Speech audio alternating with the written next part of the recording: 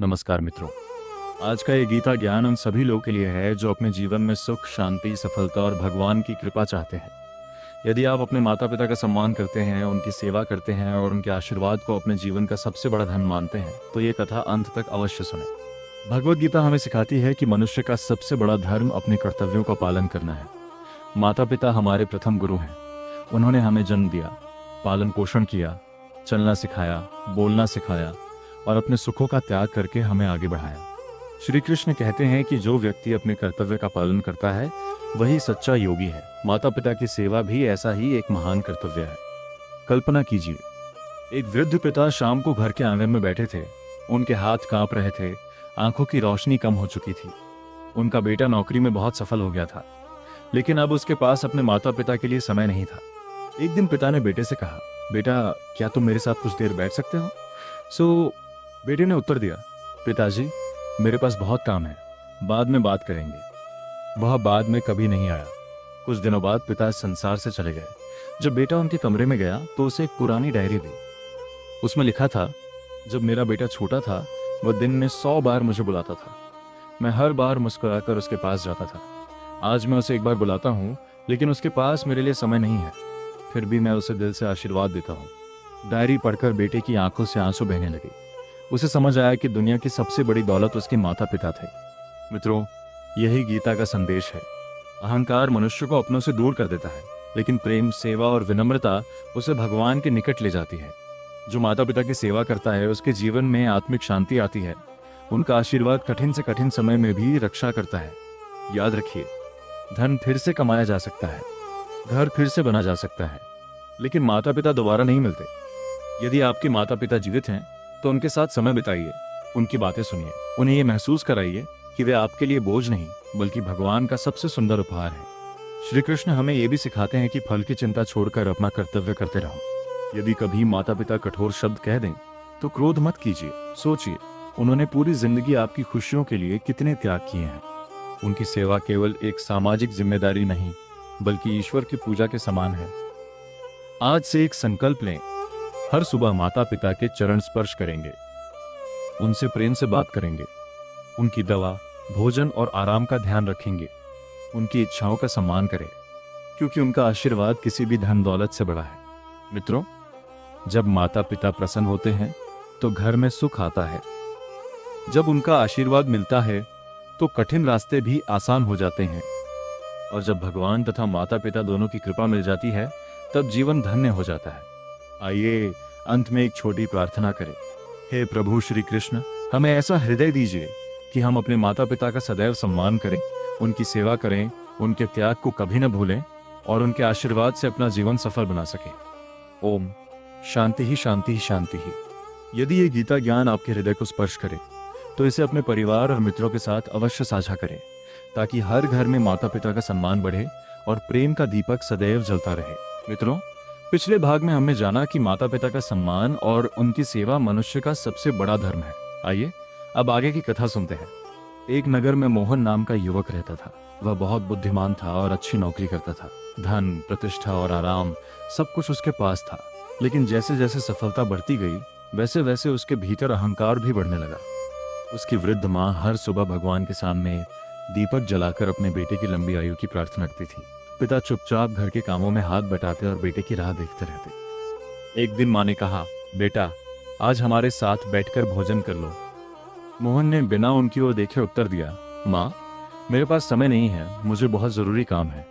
माँ मुस्कुराई, लेकिन उनकी आंखें नम हो गई। कुछ महीनों बाद मोहन के जीवन में कठिनाइयां आने लगी। व्यापार में घाटा हुआ, मित्र साथ छोड़ गए और मन हमेशा बेचैन रहने लगा। उसे समझ नहीं आ रहा था कि सब कुछ होते हुए भी भीतर इतनी खालीपन क्यों है। एक दिन वह एक संत के पास पहुंचा और बोला, गुरुदेव मैंने जीवन में बहुत मेहनत की है, फिर भी मुझे शांति क्यों नहीं मिलती?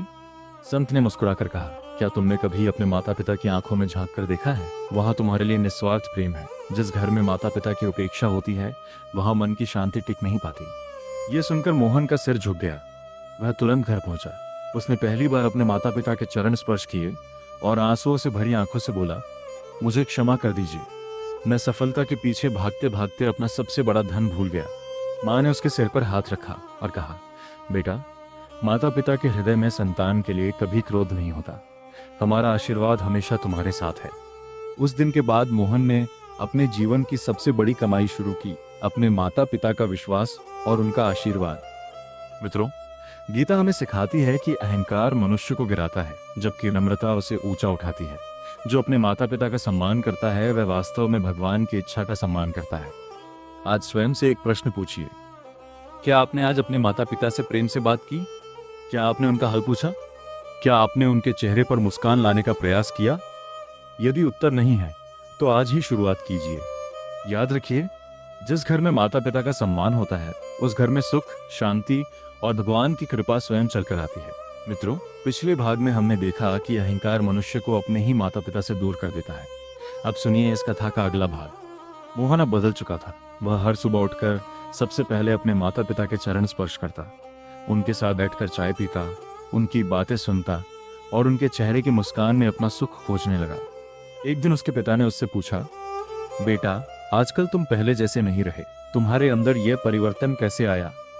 मोहन ने विनम्रता से उत्तर दिया, पिताजी, मैंने समझ लिया है कि दुनिया की सबसे बड़ी सफलता वह है जिसमें माता पिता का आशीर्वाद साथ हो।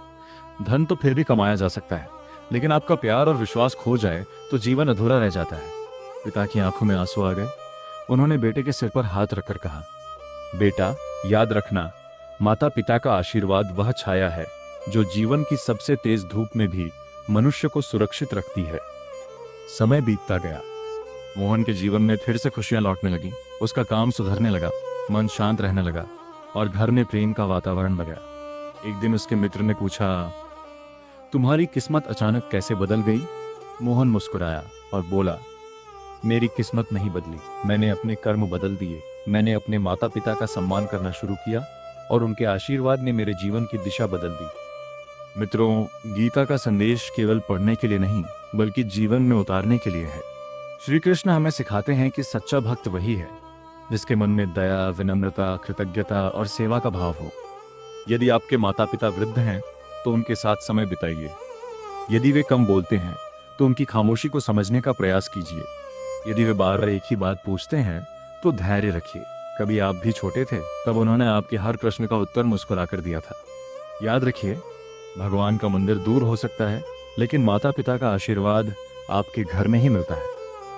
आइए आज एक संकल्प लें, मैं कभी अपने माता पिता का दिल नहीं दुखाऊंगा, उनकी सेवा करूंगा, उनका सम्मान करूंगा और उनके आशीर्वाद को अपने जीवन की सबसे बड़ी पूंजी मानूंगा। प्रिय श्रोताओं, पिछले भाग में हमने जाना कि माता पिता का आशीर्वाद जीवन की सबसे बड़ी शक्ति है।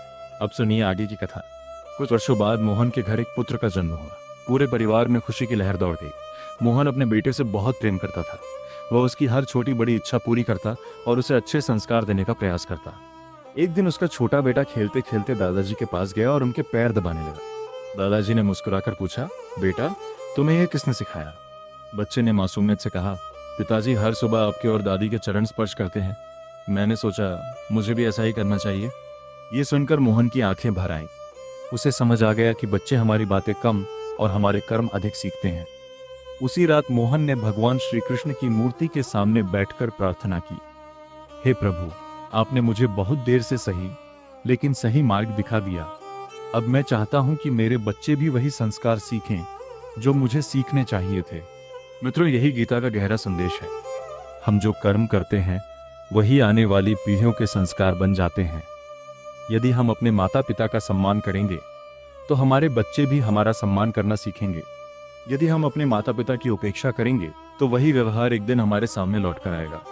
इसलिए श्री कृष्ण हमें कर्म की महत्ता बताते हैं, जैसा कर्म वैसा फल। आज अपने घर में एक छोटा सा नियम बनाइए।